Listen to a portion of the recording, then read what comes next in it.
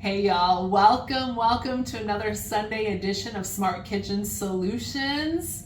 I'm so grateful that you're here. It's so great to see you.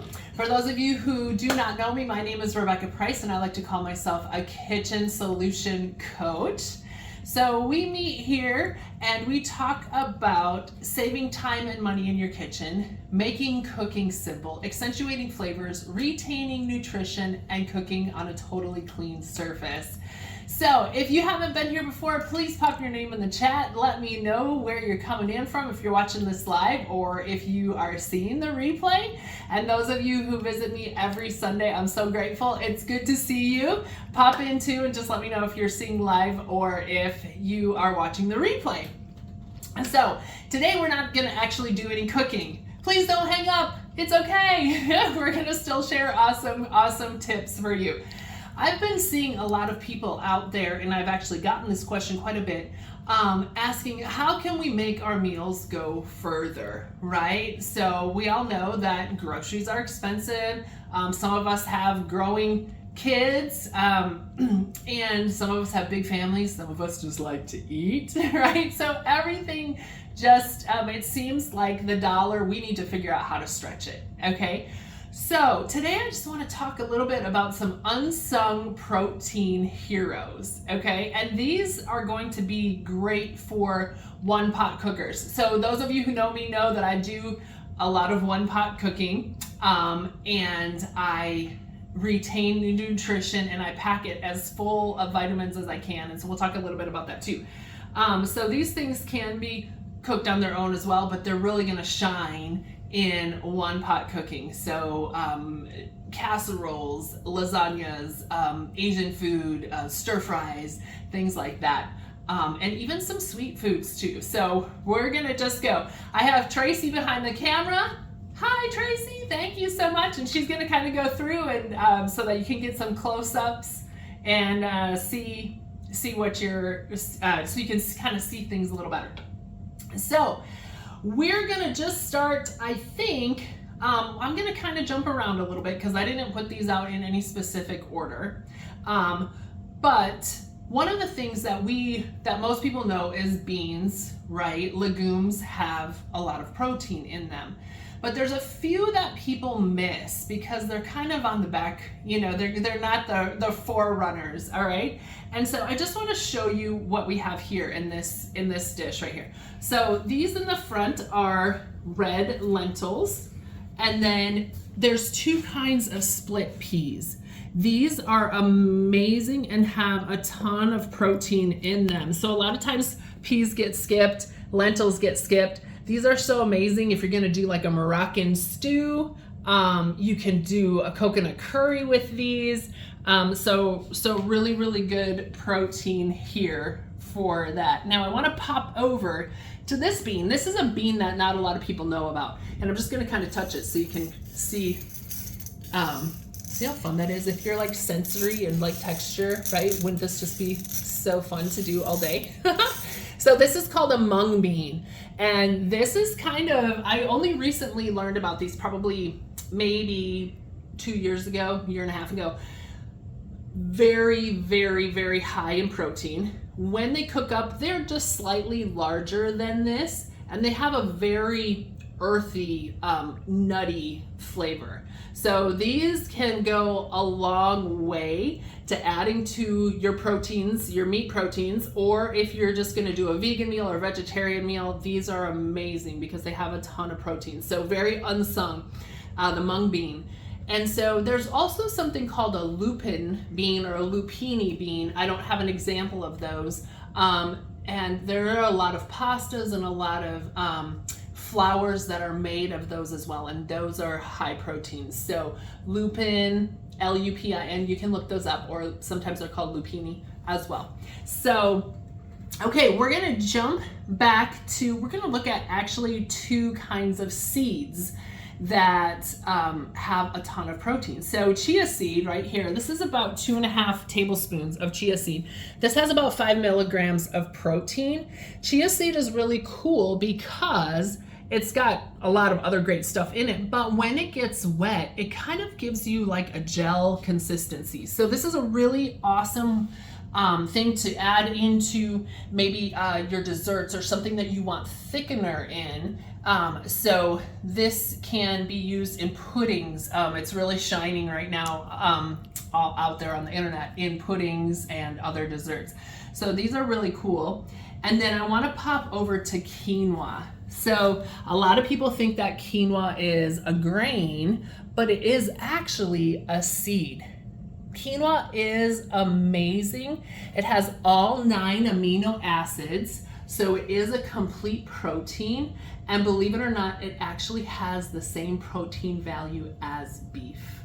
So quinoa is amazing. It tastes wonderful savory, and it tastes wonderful sweet. So you can make a bowl of this instead of oatmeal in the morning and add your honey and your coconut milk and a little bit of salt and have that instead of oatmeal to really kick up the protein. You can add this to, again, stews, anything that you would normally use a rice, you could actually use the quinoa and kick up your protein content. It is a little bit earthier than rice and it's a little bit heavier, but it does fluff up nicely when it is cooked. So that's really gorgeous. Now, there is something that I don't have presented here as well. I mean, it is a grain and it's called amaranth. So amaranth also is a complete protein. Okay, it does have all 9 amino acids. And so you can look that up. You can use amaranth in a savory or a sweet recipe as well. And I haven't used it myself because I tend to go towards the quinoa, but I'm excited now that I'm doing this to check it out and use it in some recipes, and maybe I'll post those too for you. So then we're gonna pop over to hemp hearts. These are some of my favorites, okay? And again, I just wanted you to kind of see the consistency.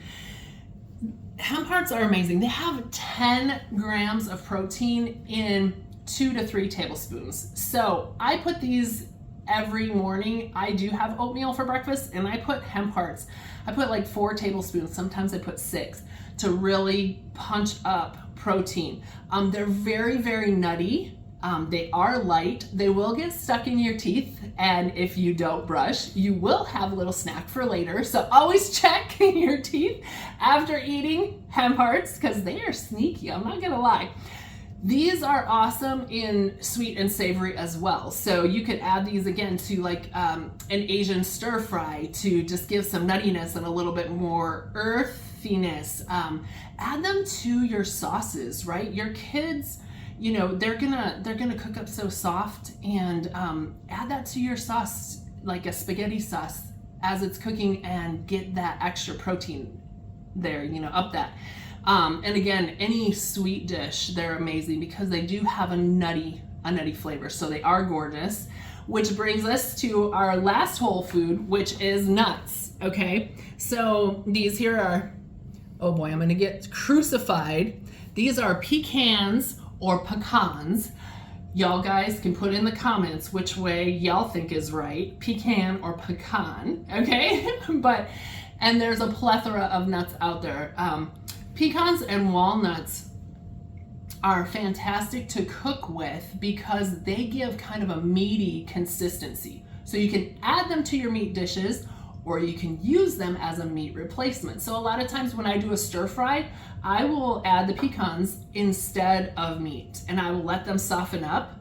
I have made tacos with pecans. I don't use walnuts as much because I like, these are a little bit sweeter and a little bit softer, and so they're a little easier for everybody in the family to eat. But don't disregard using nuts, and it is always best to use a raw nut when possible, because they do have oils. When they're roasted, they can become a free radical. They can become rancid. So you do want to use raw nuts as often as you can. But if you can't find raw nuts, you can't get them everywhere. So don't disregard adding this to amp up your protein. Okay, and so now these guys shine very much in my house. Okay, I love, love, love using these. Those of you who know Adam know that he would eat lasagna or pasta 12 days a week, maybe 13 days a week if I would cook it that often. And so instead of us just using a pasta that has to be enriched, anything that says that it's enriched, you guys, that means that there is no value, no nutritional value. And there's such low nutritional value that the FDA has required nutritional value to be added back in. That's what that enrichment is, okay? So instead of us just using that, I choose to use protein pastas, okay? And so a few of them here, this is brown rice and quinoa pasta, okay? Now, these come in all different, so if you want the little bow ties, if you want macaroni, if you want spaghetti, most of these pastas you can interchange. They come in different kinds. So this is brown rice and quinoa, okay? This here is chickpea pasta. This is red lentil pasta. Okay, so I just wanted to show you that you can get it in the spaghetti as well. And then we have also used in the past, and I don't have any here to show you, edamame pasta, so a soy pasta, and it is green, okay? So for those of you who want to know what these taste like, the brown rice and quinoa actually cook up and taste, in my opinion, the most like a regular noodle, what you would think of. It's light and doesn't have a very strong flavor, followed by the red lentil. This also, even though the color's different, so if your kids are like, ew, what's this pasta? It's a different color, right? You may want to go for the brown rice and quinoa. But if color's not an issue, the red lentil does cook up like what we would say a traditional pasta cooks up like, so very light flavor again. The chickpea is much meatier and earthier. It's gonna be a little bit more dense, and it does have a little bit different flavor. So this would be a good pasta if you want something, if you're going for something that's really, really hearty.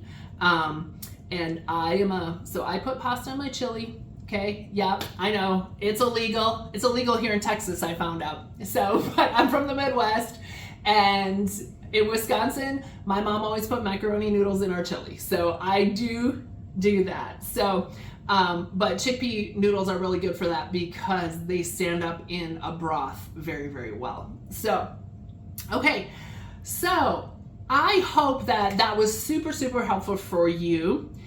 These are foods that have protein and more nutrition and can help things go farther. But I want to talk really quickly about the most important thing. The most important thing is cooking in a way that retains nutrition. Okay? So, the way that we've been taught to cook traditionally does not combat the 7 enemies of nutrition. Those are air, heat, light, water, radiation, pressure, and metal reaction. All of those things destroy the nutrition in our food. If we're lucky, we get about 40% of the nutrition of what we're paying for, okay? So if you are interested in learning a way to cook, a different way that retains on average 93% of the nutrition, over double, then put nutrition in the comments and I will absolutely reach out to you and we can connect and I can show you how to retain nutrition. When we save nutrition, we save flavor, so that's exciting, but also our hypothalamus in our brains tells us when we're full. It tells the teenage boys when they're full, okay? So it's guided by nutrition. The more nutrition we put in, the sooner our hypothalamus says, hey, I've got what I need. I'm good to go. Step away, okay? So this is another way that you can make your dollars stretch for your family, right? And also it helps us with a lot of other things, right? Weight loss, etc. So again, if you want to know how to cook that way, put nutrition in the comments, all right? And if you have tried any of these in your home, I would love to hear what is your favorite. What have you used? What dishes have you made? If you are like, hey, Rebecca, can you hit me up with an idea on how to cook with blah, blah, blah? Send me a message or leave me a message in the comments, and I will absolutely let you know how I've used some of these things and some recipes that I've come up with for these. So I have totally enjoyed hanging out with y'all today, and we're coming up on Labor Day here soon, next weekend, I think. So y'all got senioritis, right? Waiting for that 3-day weekend to come. So, but I'm so grateful for y'all being here this weekend. And I hope in all of the parts of the country that are melting right now, I hope you survive the heat. And I look forward to connecting with y'all next Sunday. So thanks for hanging out. Remember to pop nutrition in the comments, and I will reach out to you and give you guys a hand on how to save a little bit more and make your meals stretch farther. All right, I love you guys. Mwah! Bye.